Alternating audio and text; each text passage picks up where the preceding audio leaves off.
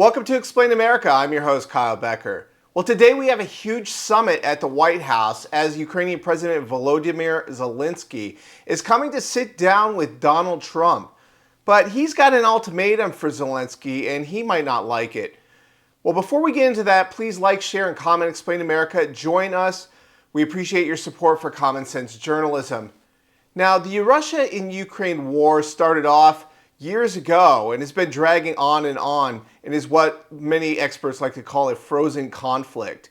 Russia invaded territory and is seeking to reclaim it after the fall of the Soviet Union and after Ukraine began turning towards the West and towards NATO.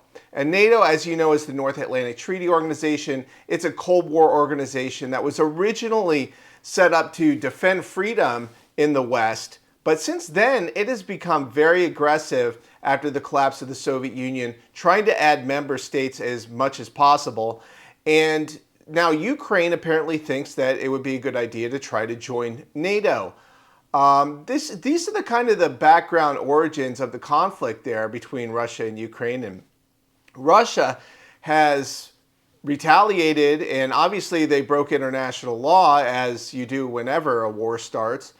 And Ukraine, with Zelensky, he doesn't want to cede any territory, even as the Russian troops have conquered essentially Crimea, Donbass, and some of these other eastern regions. So that's the background of this story.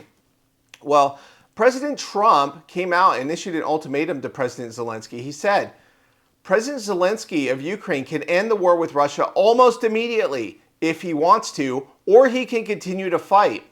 Remember how it started. No getting back Obama-given Crimea 12 years ago without a shot being fired, and no going into NATO by Ukraine. Some things never change.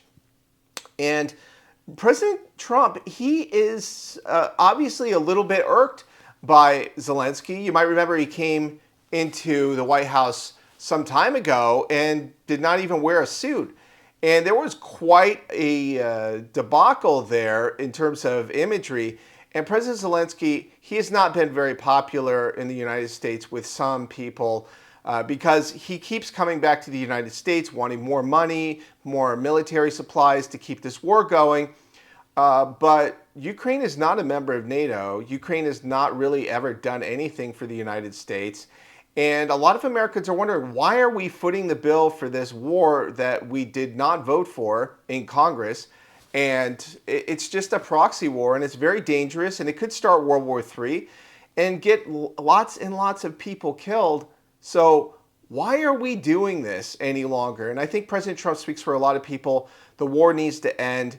It needs to stop. And Zelensky, well, they need to have an election. If he refuses to sign a peace deal with any kind of meaningful concessions, they need to have an election in Ukraine. You cannot just have this dictator there issuing ultimatums of his own to the Ukrainian people who have to foot the expense for his war to keep going. And whether or not they started it's not the point. The point is, how is this going to end?